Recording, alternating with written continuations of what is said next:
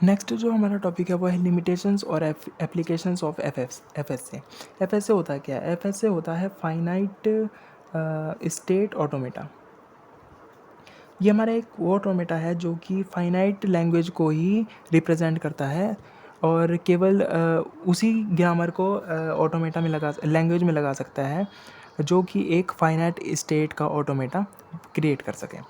इसकी लिमिटेशंस हम देख लेते हैं क्या क्या हो सकती हैं। लिमिटेड मेमोरी, मतलब कि नॉर्मल सी बात है, अब ऑटोमेटा है, फाइनाइट सेट है, मतलब लैंग्वेज एक इनफाइनाइट नहीं है, तो उसकी जो मेमोरी है वो एक लिमिट ही होगी। मतलब हमें जो क्लाउड सर्विस है उसकी हेल्प लेने की यहाँ पर ज़रूरत नहीं है। थ्योरी ऑफ कंपटीशन में क्लाउड सर्विस लेने की हमें कोई ज़रूरत नहीं, लिमिटेड मेमोरी में ही हमारा जो वर्क है ऑटोमेटा है वो वैलिड होगा, हमारा वर्क चल जाएगा।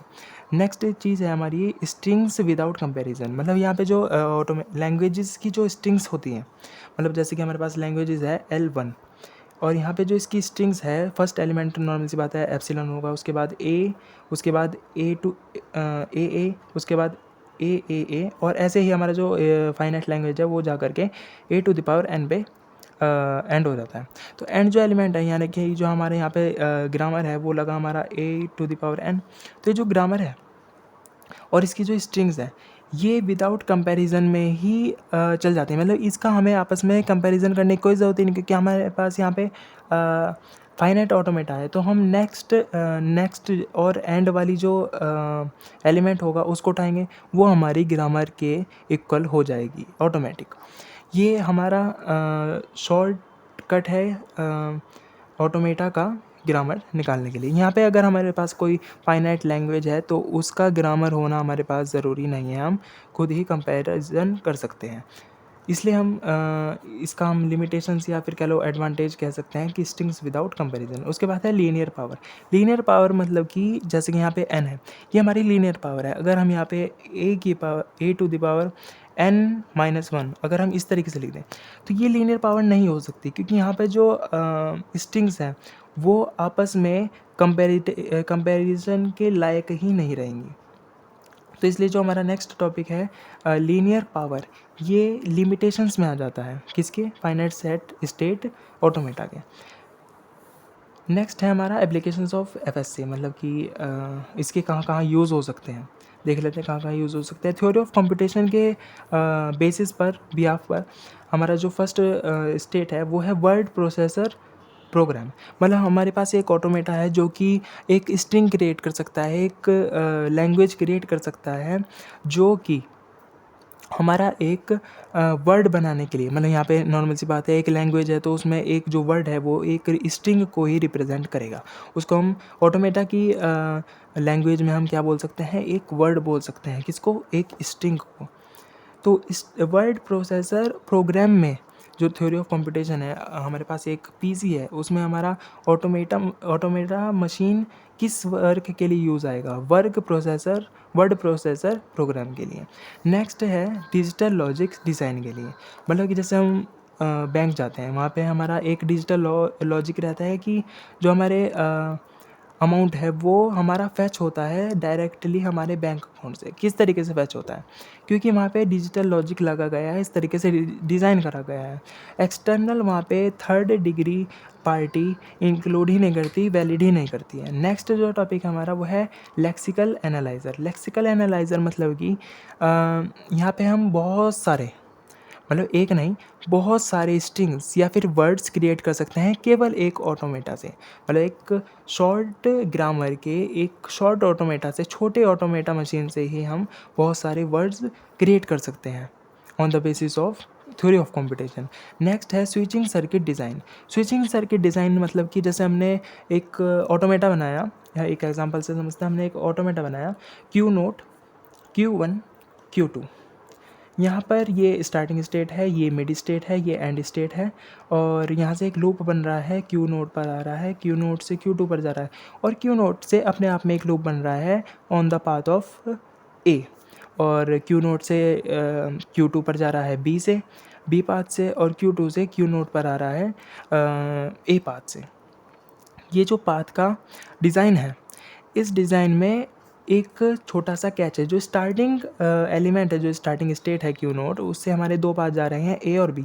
ए पाथ से वो सेल्फ लूप बना रहा है क्यू नोट पर, और क्यू नोट से बी पाथ से वो आगे जा रहा है स्टेट पर। कौन से स्टेट पर? Q2 स्टेट पर। तो यहाँ पे जो दो स्विचिंग हो रहे हैं, दो स्विचिंग मोड जो हो रहे हैं, इसी चीज़ को डिज़ाइन करने के लिए on the basis of theory of competition अलग अलग पार्ट्स में यूज़ करने के लिए, जैसे कि बहुत सारी चीज़ों में यूज़ हो सकते हैं। जैसे कि हम एक अकाउंट यूज़ कर रहे हैं on the basis of bank account. Bank account में हमारे दो अकाउंट हो सकते हैं, करंट अकाउंट और सेविंग अकाउंट। उसमें हमें स्विच करने के लिए इस तरीके का ही ऑटोमेटा, इस तरीके का एक फाइनाइट ऑटोमेटा बनाना पड़ेगा, जिसमें स्विचिंग मोड लूप में हो और नेक्स्ट स्टेट पर हो। उस चीज़ को डिज़ाइन करने के लिए, उस सर्किट को डिज़ाइन करने के लिए यहाँ पे हम इसका यूज़ करते हैं ऑटोमेटा का। कौन से ऑटोमेटा का? फाइनाइट स्टेट ऑटोमेटा का, क्योंकि इनफाइनाइट नहीं चलेगा यहाँ पे। इनफाइनाइट में फिर लूप बन जाएगा, लूप नहीं क्रिएट करना है हमें यहाँ पे फाइनाइट स्टेट चाहिए। नेक्स्ट है हमारा text edition etcetera. Text edition मतलब वही मैंने बताया कि अगर हम वेबसाइट क्रिएट कर रहे हैं कोई, तो उसमें जो टेक्स्ट है वो अपने आप, जैसे हम नेक्स्ट पेज पे क्रिएट करते हैं, तो जो टेक्स्ट है ऑटोमेटिकली लिख करके आ जाता है। वो टेक्स्ट कैसा आता है? वो टेक्स्ट एक बैक एंड में उसके ऑटोमेटा मशीन है जो कि टेक्स्ट क्रिएट कर रही है, लगातार क्रिएट कर रही है। एक फुल पेज ऑफ उसने टेक्स्ट क्रिएट करा और नेक्स्ट स्टेप के लिए वो बिल्कुल रेडी है। यूज़र के क्लिक करने से पहले ही वो एक ऑटोमेटा जो है वहाँ पर आ जाता है। नेक्स्ट है software for scanning large bodies of text such as web pages. मैंने आपको बताया वेब पेजेस में इसका यूज़ करते हैं। नॉर्मल सी फुल बॉडी, लार्ज बॉडी मतलब कि बहुत ही बड़ी वेबसाइट के लिए भी एक छोटा सा finite set of states automata valid होगा, काफ़ी होगा एक बहुत बड़े पेज को बनाने के लिए। कौन सा पेज? वेब पेज को बनाने के लिए। To find occurrence of words, phrases and patterns. Patterns बनाने के लिए उसमें बहुत सारे फ्रेजेस लिख सकते हैं, जैसे कि न्यूज़ चैनल, न्यूज़ वेबसाइट्स पर हम देख सकते हैं, या फिर बहुत सारे वर्ड्स को क्रिएट करने के लिए, जैसे कि विकिपीडिया, या फिर कोई भी ऐसा थंबनेल वाला पेज जिसमें बहुत सारे टेक्स्ट या फिर लैंग्वेज और ग्रामर का यूज़ होता है। उसमें बैकएंड पर कोई ना कोई ऑटोमेटा चल रहा होता है। नेक्स्ट है software with finite states, vibe bending machine, weight machine, traffic lights, stall machine. ये जो ट्रैफिक लाइट्स, वेट मशीन और वाइड बेंडिंग मशीन होती हैं, ये ऑटोमेटा के बिहाफ पर ही वर्क करती है। इनके जो थ्योरी ऑफ कंपटीशन है वे बहुत ज़्यादा ऑटोमेटा पर ही वर्क करते हैं। मतलब ऑटोमेटा क्या है? ऑटोमेटा एक वो मशीन है जो कि एक लैंग्वेज क्रिएट कर सकती है एक छोटा सा ग्रामर लगा करके। और यहाँ पे फाइनाइट सेट है, तो वो जो ग्रामर है वो एक बहुत ही फाइनाइट होगा, मतलब बहुत ही छोटा होगा, एक स्ट्रिंग जितना। मतलब कि हम इसको एक्सप्रेस कर सकते हैं एन से। एन एक स्ट्रिंग है, लेंथ है स्ट्रिंग्स की, लैंग्वेज की। यहाँ पे जो ऑटोमेटा है वो बहुत ज़्यादा शॉर्ट होगा। नेक्स्ट एडवांटेज देख लेते हैं हम गेम डिज़ाइन। गेम डिज़ाइन कैसे होते हैं? गेम में हम नॉर्मल सी बात है, जो फर्स्ट पेज है और जो लास्ट पेज है उसके बीच में एक ऑटोमेटा मशीन होना बहुत ज़्यादा ज़रूरी है।